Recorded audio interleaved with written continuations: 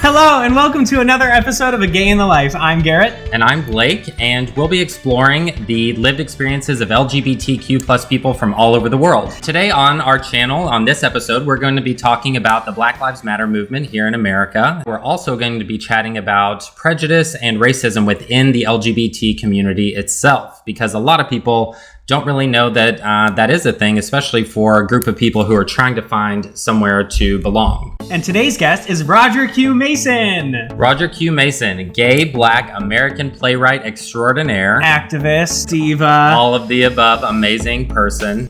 Oh my God, my darlings, I am so happy to be on with the two of you. You have no idea how madly I love the two of you. Oh my gosh, likewise. We love Thank you so much, Roger. Thank you for being here. And you've been very busy today. You had a reading of an amazing play of yours. First of all, every day is a very busy day, especially right now, because I feel like what's happening with our social reckoning and with the pandemic is that folks are really learning what it means to listen to each other and connect. You know, with everything that's going on right now and all of the social movements, especially with Black Lives Matter, with the death of George Floyd, I think that's kind of brought all of this to the forefront. That kind of adds into the whole global community and the global city. You know, it expands beyond the city, I think, now, because people are so much more, you know, for lack of a better term, woke, but in the best of ways. Here's what I think. We have been asked through this time to dig very deeply and understand who we are and how we came to be this way and why we still believe it to be true. And in this time of introspection, we had to determine who we really were. We had to see the good, the bad, and the ugly within ourselves. And it really truly feels like in this period of time, there's two types of people. People who are being introspective and are working and seeing what are the things I've been taught, but what actually helps others and what hurts others. And then there's the flip side to the coin of people who want to just negate it. I really feel like this has brought to light people's true morals and intentions. And you need to add the third type of person. And you remember what that third type of person is? The one that just don't give a damn. Yeah. Never did, never will. Yeah. I hate to be slightly misanthropic, but that population exists too. Yeah. It's true. Yeah, I mean, I think being silent and not speaking out against things you know are morally wrong, that's just as wrong as speaking out against the things that are morally right. Let me tell you who the most dangerous person in the room is in an act of hate. The one who stands while it happens and does nothing. And for whatever reason, loyalty to the person doing it, fear of the ramifications of ratting them off, disinterest, some sort of acquiescence to the culture that is wrongly being purported and furthered through that wrongdoing, whatever the variation on that theme of reasoning is. Why ever that person stands watch while someone else is bleeding. Right. That doesn't matter. What matters is that they did it and they had a choice. They could have said no. They could have said stop. They could have said please don't continue. But instead of all of those things, instead of all of those myriad decisions that could have changed the course of that moment, they decide to stand watch while somebody is forced to beg for air. Right. And say, I cannot breathe. Please help me. Have mercy. And no mercy is given. With everything that's been going on in the world the last 6 months or so, do you think there's going to be lasting change? God, I hope so. But it only will last if we stay vigilant. Yes. You see, you can't, I grew up in the Methodist Episcopal Church, and they talk about an Easter and a Christmas Christian.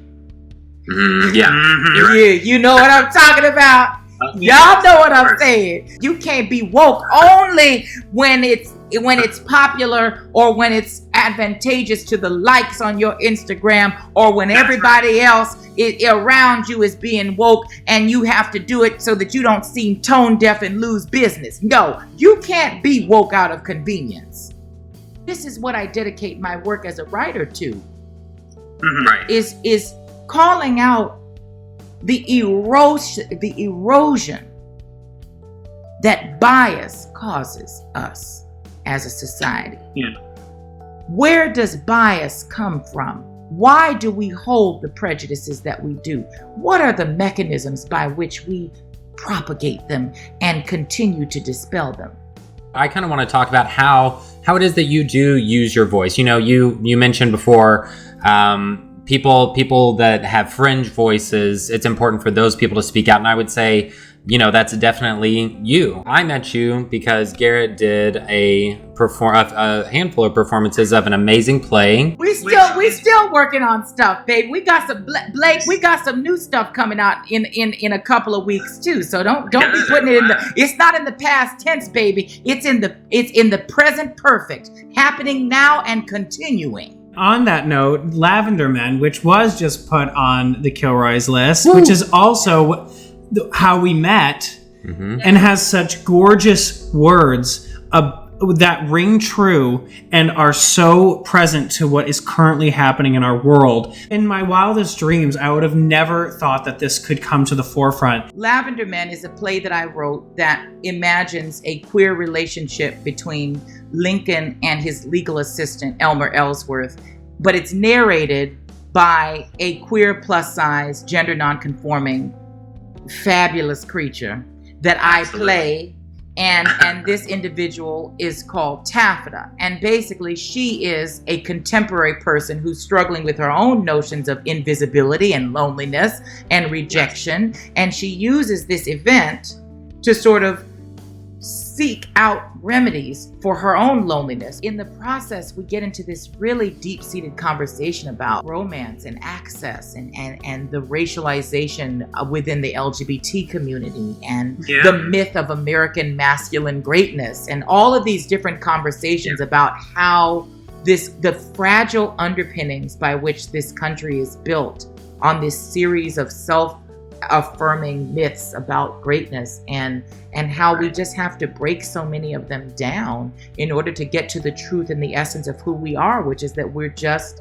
human beings. When he told me that this project had come across his desk and kind of, you know, talked to me about what it was, he told me the title, and when I saw the beautiful themes and messages and just the wording that you used and the dialogue that you just created, it created such an ambiance in the room, and I think it took everyone's breath away, and it's such a strong and important message. Well, I'm gonna give it to you. You ready? This is the opening of Lavender Men. That bitch, black queen, mixed breed mishap, round nose fag hoe. That's what you think of me. As I walk down the street, my wide hips waddling, my fleshy neck obscuring a too soft jawline. I bet that's what you think of me, with my black Irish daddy's broad shoulders and my Filipino mama's flat ass. That must be what you think of me, you blonde twink boys and over-bronzed muscle queens and lonely cubs and daddies with clean-shaven beards as you swipe left, hang up, or turn the other way. No fats, no femmes, no blacks. Well, kiss my black fat femme ass to the red, cause honey, I am more than that. That was the opening of the play. I love your words. And I don't know what. Then we just lifted off. We just lifted off into the damn stratosphere. And what happened from that moment is truly the stuff of Broadway lore. That was the most visceral moment of my theatrical life. I've never seen a room of people sobbing, screaming, and cheering. Like, it makes me want to cry right now, but like, it was a visceral experience. Is there a story from growing up, positive or negative, that sticks out to you, maybe something that our viewers can learn from your whether it's from a coming out experience, maybe the first time you interacted with someone from the LGBTQ plus community. I know one. The community. I know one. And I've never told this story, ever. Except to the people who lived it with me and laugh about it. When I was 18, I went to Pilgrim School, and I was there from preschool to 12th grade for our high school class trip. We went to the Bahamas. And interestingly, our mentor was an out lesbian Latinx woman who was in radio. She was in the radio business, but she also taught at the school. Based on my gender expression, which was a more feminized expression, I was warned that I had to tone it down when we got to the Bahamas. Wow. And this was from the teacher. And I remember I had just found out who I was.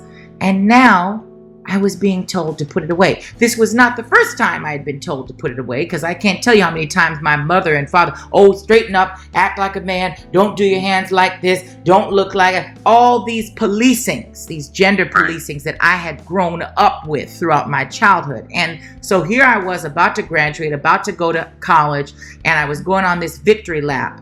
And I was told once again, don't be who you are. Don't do it. And I remember going on the trip and, going to, I think, an arts and crafts bazaar.